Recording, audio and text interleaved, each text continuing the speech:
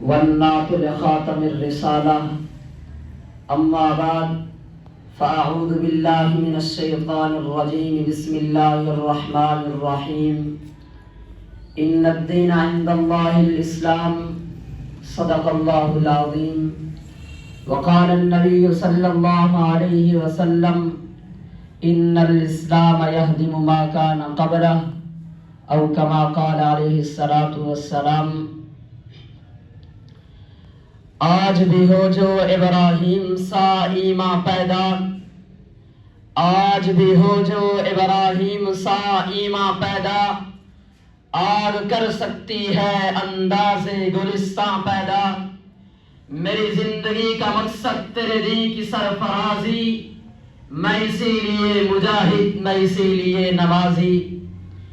انتہائی واجب الاحترام میرے اساتذہ کرام، طلباء نظام، آج کی اس پر رونق اور دلربا محفل میں آپ کے سامنے جس موضوع سعید کو لبوں کی زینت بنا کے حاضر ہوا ہوں وہ دین حق کے عنوان سے معین ہے۔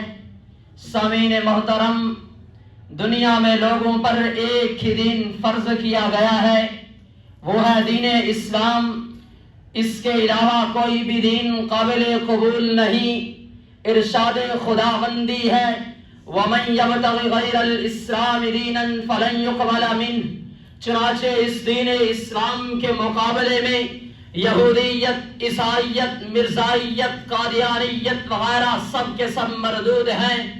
اور قبر میں بھی اسی دین اسلام کے بارے میں پوچھا جائے گا کہ من رب کا، تیرا رب کون ہے؟ من نبی کا، تیرا نبی کون ہے؟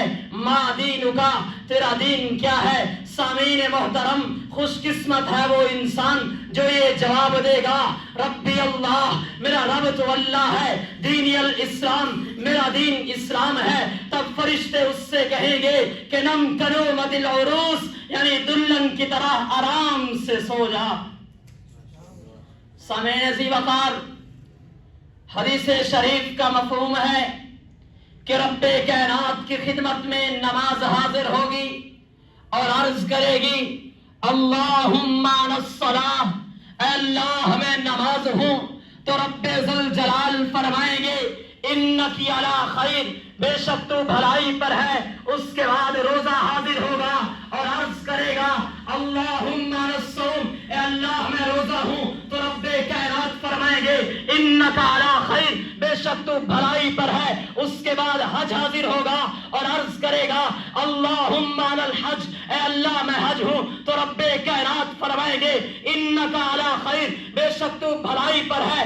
اس کے بعد دین اسلام حاضر ہوگا اور عرض کرے گا اللہم انت السلام وانا الاسلام، اے اللہ آپ سلام ہیں، میں اسلام ہوں، تو رب کائنات فرمائیں گے انک علی خیر، بے شک تو بھلائی پر ہے۔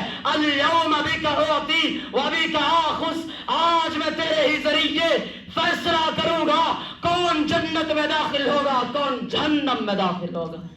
وما علینا الا البلاغ المبین۔